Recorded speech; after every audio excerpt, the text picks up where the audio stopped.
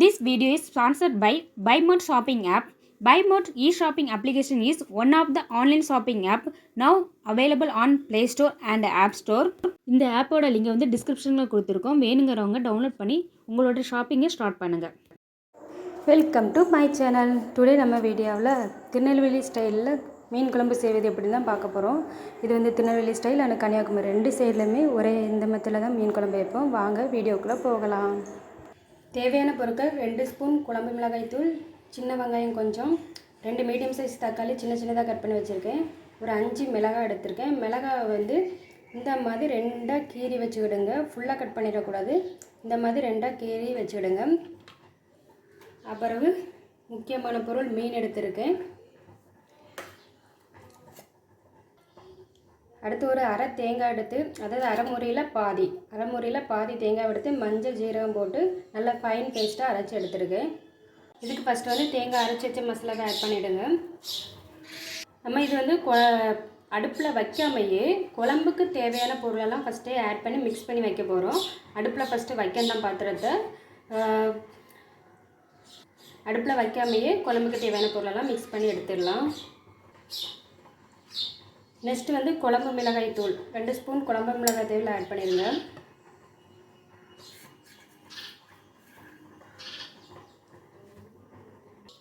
Next புளித்தண்ணி add பண்ணிடுங்க. புளித்தண்ணி add பண்ணி நல்லா மிக்ஸ் பண்ணுங்கள்.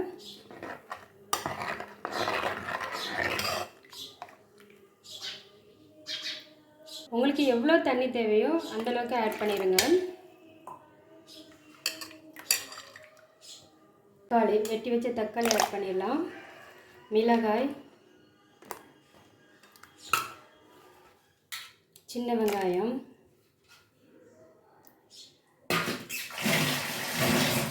இதெல்லாம் ஆட் பண்ணிட்டு நல்லா லைட்டாக மிக்ஸ் பண்ணி விட்டுருங்க. அதேமாதிரி தேவையான அளவு உப்பும் ஆட் பண்ணிடுங்க. உங்களுக்கு எந்த அளவுக்கு தண்ணி தேவையோ அந்தளவுக்கு ஆட் பண்ணுங்கள். நான் இப்போ வந்து இந்த அளவுக்கு தண்ணி ஆட் பண்ணியிருக்கேன்.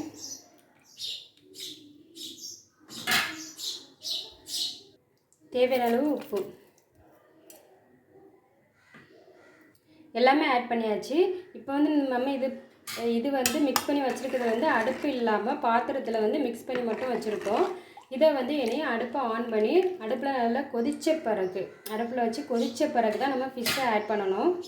இப்போ வந்து எல்லாம் மிக்ஸ் பண்ணோடனே ஸ்டவ்வில் தூக்கி வச்சாச்சு. இது வந்து நல்லா கொதிக்கட்டும். ஃபஸ்ட்டு வந்து இந்த மாதிரி மெரை கூட்டிகிட்டு வரும். இப்படி மெரை வந்துடுச்சு. நெக்ஸ்ட்டு வந்து லைட்டாக கொதிக்க ஆரம்பித்த உடனே வந்து நம்ம மீனை வந்து ஆட் பண்ணிடலாம். லைட்டாக கொதி வர ஆரம்பிச்சுட்டு நம்ம இப்போ வந்து ஃபிஷ்ஷை ஆட் பண்ணிடலாம்.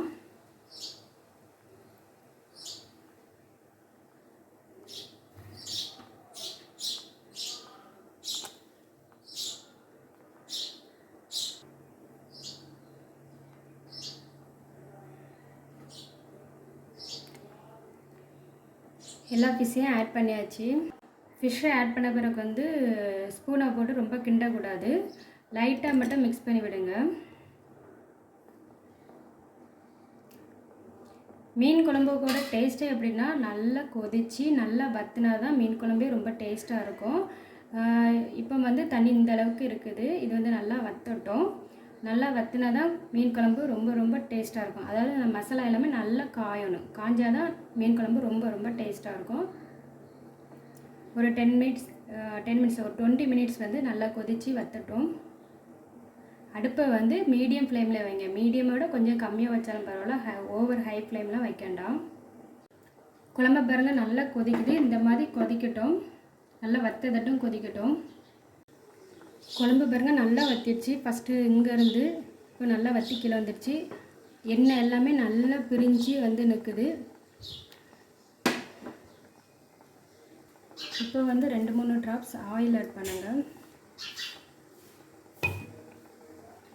கொஞ்சமாக கருவேப்பிலை ஆட் பண்ணி ஒரு 2 மினிட்ஸ் மட்டும் இருக்கட்டும். சூப்பரான சுவையான மீன் குழம்பு ரெடி. இப்போ வந்து நம்ம அடுப்பை ஆஃப் பண்ணிடலாம். ஆயில் ஆட் பண்ணி 2 மினிட்ஸ் மட்டும் வச்சா போதும். இப்போ அடுப்பை நம்ம ஆஃப் பண்ணிடலாம். குழம்பு வந்து சூப்பராகவே ரெடி ஆகிடுச்சு. இது வந்து கன்னியாகுமரி அண்டு திருநெல்வேலி ஸ்டைலில் நாங்கள் இந்த மாதிரி தான் வைப்போம். நீங்களும் ட்ரை பண்ணி பாருங்கள், ரொம்பவே டேஸ்ட்டாக இருக்கும். பிடிச்சிருந்தால் லைக் பண்ணுங்கள், சப்ஸ்கிரைப் பண்ணுங்கள். தேங்க்யூ.